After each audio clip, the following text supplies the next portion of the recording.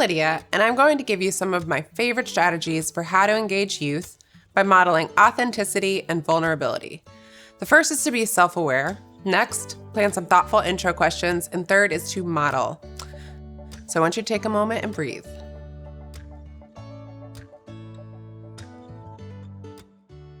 First, think about how you define your authentic self. What are the things that really make you who you are? Let's start by reflecting back on your morning. Before you sat down at your desk or entered your classroom, who would you talk to?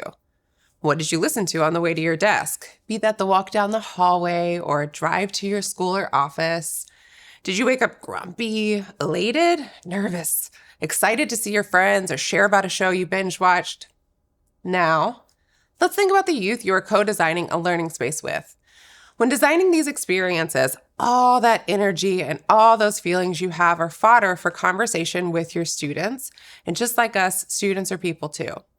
The things happening in your life impact the way you show up, and it's critical to think about the ways you can be authentic and also model vulnerability with youth. As facilitators, we have certain objectives about the stories we want to hear, memories we hope to elicit, and creative ideas we want to help birth in these sessions with youth. In order to engage with others, it takes time and intentionality to set up an environment where folks feel brave, connected, and honored. So, notice that we started with self-awareness about what makes us feel authentic. That spirit of authenticity will help you in the session as you model vulnerability. Next tip is to begin the session with icebreakers, but be really intentional about the questions you ask and how you share your own personal experiences with youth. Based on how your day or week is going, or based on what topics you're addressing, your intro for the session may look different each week. It may be more serious or more silly, depending on how you feel, because your energy will help carry the energy of the room. Being authentic means letting youth have permission to bring their full self as well. So on a good or bad day, you may set up the conversation differently. Picture this. You invite youth to share your weather report. No explanation needed for how you feel today. Youth and facilitators may range from sunny to partly cloudy to experiencing torrential thunderstorms. On a good day, I may name, I'm bright and clear. On a bad day, I may name that a thunderstorm feels imminent. I'm not pushing aside the day or my feelings. I'm actively joining the youth in the experience, sharing a bit about myself, just as I asked them to do. As youth share, you may take a physical or mental note that reminds you everyone is coming from different places. It will take more or less energy to participate based on how folks feel. This may mean that you reach out to a young person or two in different ways to help them engage throughout the session. Use the initial connections and what you learned about each other to move the conversation forward. Model ways to share more of yourself and your stories. On a day where you're chilling, thriving, loving life, you may be ready to share a story about a time you accomplished a hard task. By modeling vulnerability when you show pride and sharing with them something you value and accomplished, they can mirror that and join in with you by sharing their successes. I have found that youth are more willing to share with me when I share something real with them. Our goal is to design better learning experiences for youth, with youth.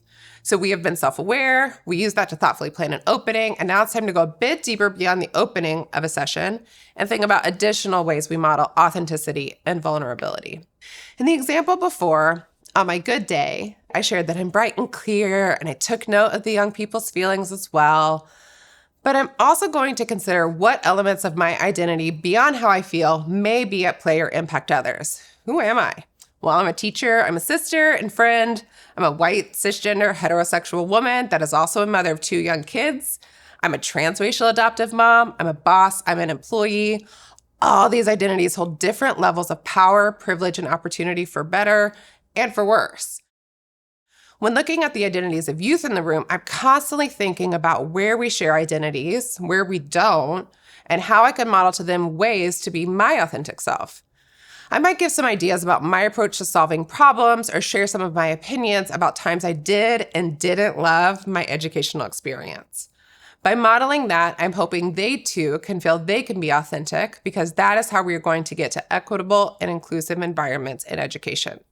When leading sessions, I'm almost always going to lean into finding the humor, showing grace, having high energy. My toddler will come into the frame because this is true to who I am.